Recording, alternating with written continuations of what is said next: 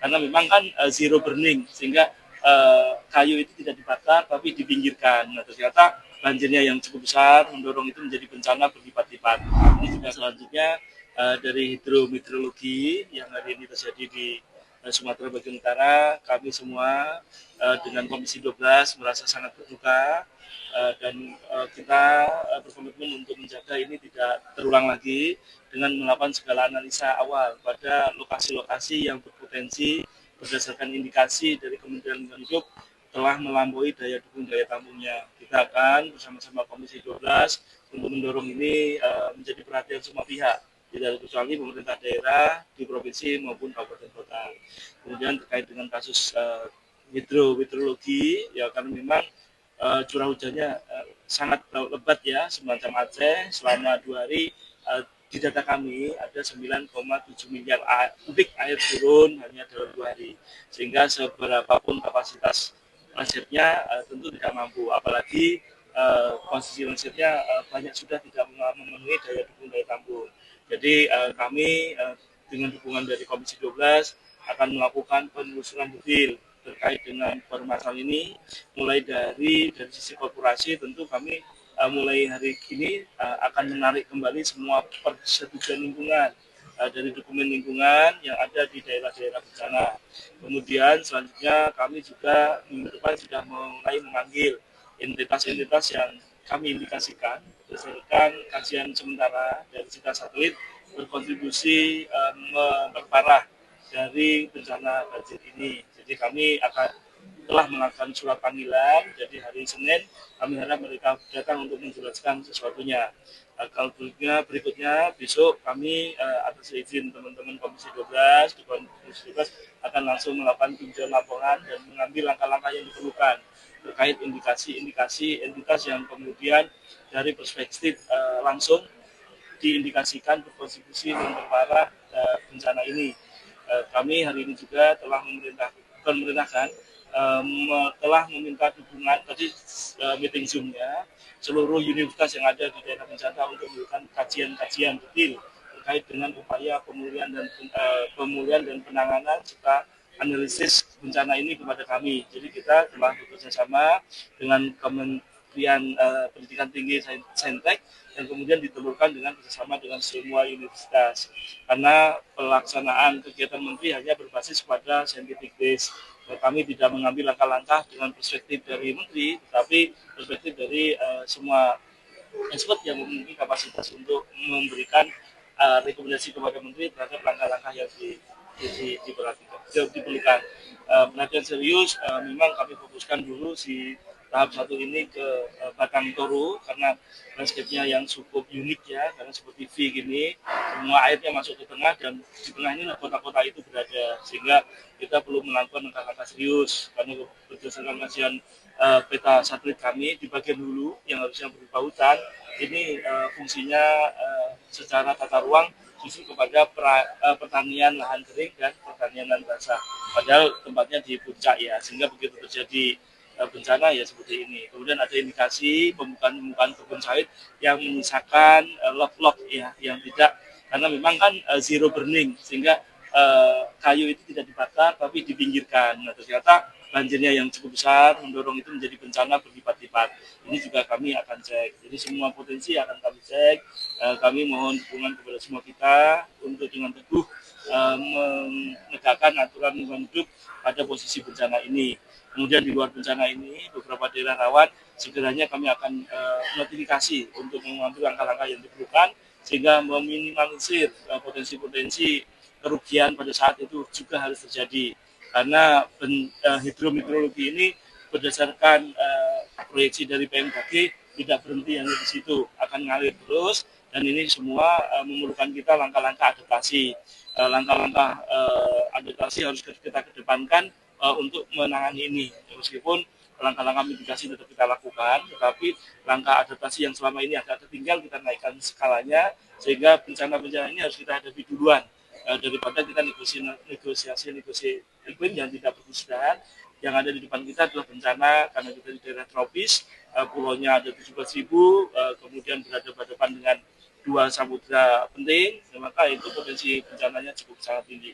Sehingga adaptasi kita harus kita tingkatkan. Itu mungkin yang tadi kami laporkan ke Pada hari Senin tanggal 1 Desember yang lalu, Bapak Presiden telah meninjau secara langsung ketiga provinsi terdampak untuk memastikan negara hadir dan tidak meninggalkan masyarakat sendirian dalam situasi segenting ini. Bapak Presiden telah memimpin langsung koordinasi seluruh kementerian lembaga, TNI dan Polri, dan juga pemerintah daerah serta BUMN. Bapak Presiden memberikan instruksi agar situasi ini diperlakukan sebagai prioritas nasional, termasuk jaminan bahwa dana dan logistik nasional tersedia secara penuh, secara total. Salah satunya pada saat tanggap darurat ini menggunakan dana siap pakai. Seluruh lembaga telah diinstruksikan oleh Bapak Presiden untuk ekstra responsif dan memastikan fokus dalam penyelamatan korban, distribusi bantuan, dan pemulihan berbagai fasilitas dan layanan vital. Artinya terus dilakukan penanganan nasional dengan mengerahkan sumber daya maksimal pemerintah pusat dari seluruh kementerian dan lembaga, baik itu BNPB, termasuk juga luar biasa dari TNI dan Polri.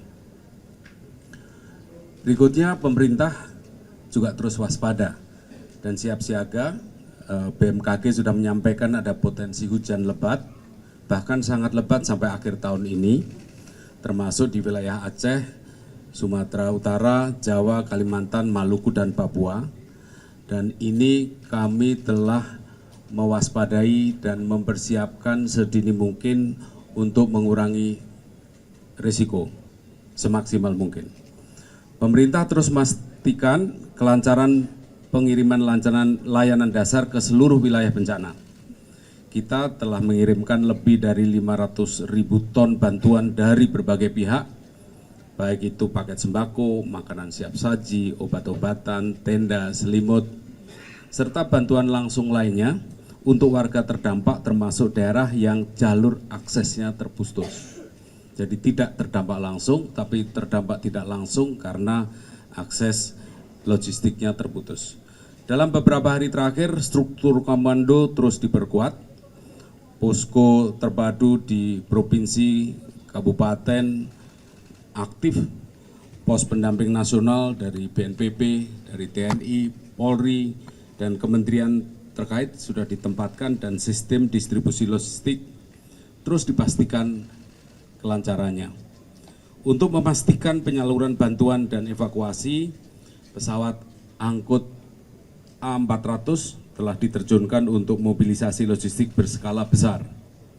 Lebih dari 50 helikopter dari TNI, Polri, dan BNPB juga digunakan untuk menjangkau wilayah terisolir. Kita juga memperoleh laporan daerah yang aksesnya terputus seperti Aceh Tamiang, Langsa, dan per kemarin sudah berhasil dilakukan airdrop dengan pesawat angkut TNI AU CN 295, A2904, dan juga C130J Super Hercules. Didukung oleh pengiriman logistik melalui jalur laut dengan kapal TNI, kapal angkut TNI. TNI dan Polri dan instansi pemerintah yang lain juga telah mendirikan posko logistik, posko kesehatan, dan dapur lapangan di lokasi-lokasi yang dibutuhkan. Selain dapur umum, dapur SPPG juga dikerahkan untuk bisa menyalurkan makanan secara cepat bagi para korban. BUMN juga bergerak maksimal dan memulihkan layanan publik, baik itu jaringan listrik, telekomunikasi, distribusi BBM, dan akses jalan dan logistik. Untuk pemulihan tower bertegangan tinggi ditargetkan selesai pada hari Jumat tanggal 5 Desember 2025. PLN telah mempercepat perbaikan dari 5 sampai 6 hari menjadi hanya 2-3 hari saja, sehingga jalur Arun Buren maupun Tarutung Sibolga yang saat ini aliran listriknya masih padam bisa segera menyala kembali. Untuk pemulihan layanan telekomunikasi di Sumatera, Telkom sudah menurunkan personil sebanyak 2.498 yang tergabung dalam tim recovery. Sampai proses perbaikan selesai, mereka akan bertugas di lokasi. Pengiriman BBM melalui jalur darat juga terus diupayakan oleh Pertamina, didukung oleh berbagai pihak. Saat ini Satgas Penertiban Kawasan Hutan sudah turun tangan menelusuri dugaan gelondongan kayu yang banyak terbawa arus banjir. Pemerintah terus menelusuri pihak-pihak yang diduga melakukan pelanggaran melalui analisis citra satelit.